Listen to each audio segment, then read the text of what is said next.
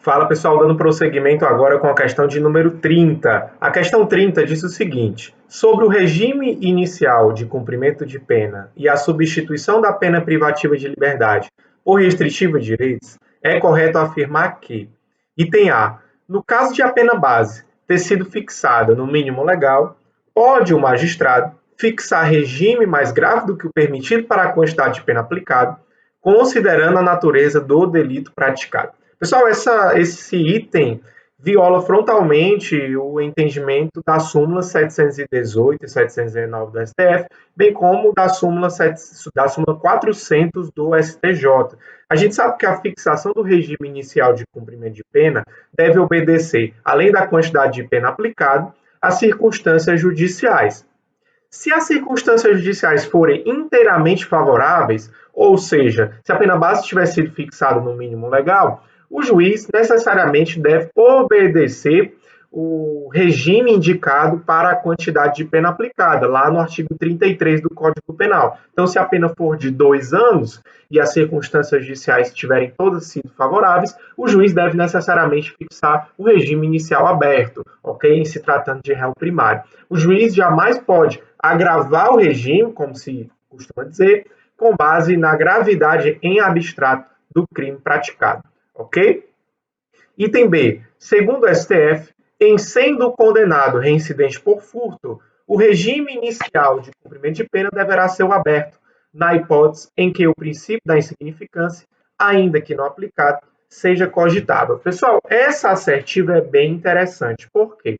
Porque o artigo 33 do Código Penal veda o regime inicial aberto aos réus reincidentes, seja qual for o caso, ok? Veda de forma absoluta o regime inicial aberto para os réus reincidentes, e esse entendimento, inclusive, foi consolidado na súmula 269 do STJ. Ocorre que há algumas situações em que o regime semiaberto ou fechado ao condenado se mostra extremamente excessivo, por exemplo, no caso de furto, de bagatela, em que não tenha sido reconhecida a insignificância por conta do histórico criminal do indivíduo. Então, imagine o sujeito furtou 2 peças de picanha, só que esse cidadão tem várias condenações criminais em seu desfavor. E aí, por causa do histórico criminal, o juiz deixa de reconhecer a insignificância. O Supremo entendeu ser desproporcional a fixação do regime inicial fechado para essa pessoa, razão pela qual, em sede do HC 123734, para quem quiser anotar, HC 123734, o Supremo deu interpretação conforme a Constituição ao artigo 33, parágrafo 2º do Código Penal, para permitir a fixação do regime inicial aberto aos réus reincidentes, desde que se trate desta situação peculiar, ou seja, de réu que cometeu furto de bagatela, cuja insignificância não fora reconhecida por conta do histórico criminal do indivíduo, ok? Então, essa assertiva, esse item B, está corretíssimo por representar o entendimento do STF nesse julgado que eu acabei de citar.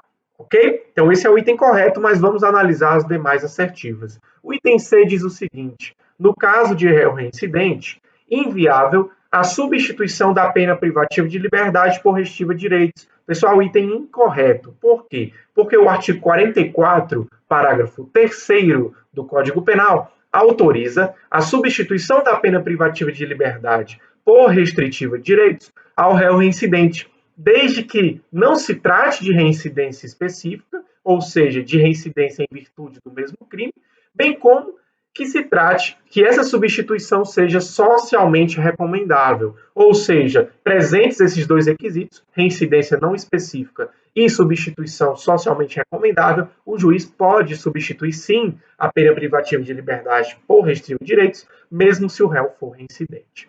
O item D diz o seguinte: a prestação de serviço à comunidade ou a entidades públicas é aplicável às condenações iguais ou superiores a 6 meses de privação da liberdade. Pessoal, o item incorreto também, por quê? Porque o artigo 46 do Código Penal diz que a substituição da pena privativa de liberdade por prestação de serviços comunitários somente é aplicável às condenações superiores a 6 meses. Então, as condenações iguais a 6 meses não admitem a imposição de prestação de serviços comunitários. Já o item E diz o seguinte: no concurso material de crimes, quando ao agente tiver sido aplicada pena privativa de liberdade, ainda que suspensa, por um dos crimes, para os demais será incabível a substituição por pena restritiva de direitos. Pessoal, esse item está incorreto porque viola o artigo 69, parágrafo 1º do Código Penal, já que se uma das penas tiver sido suspensa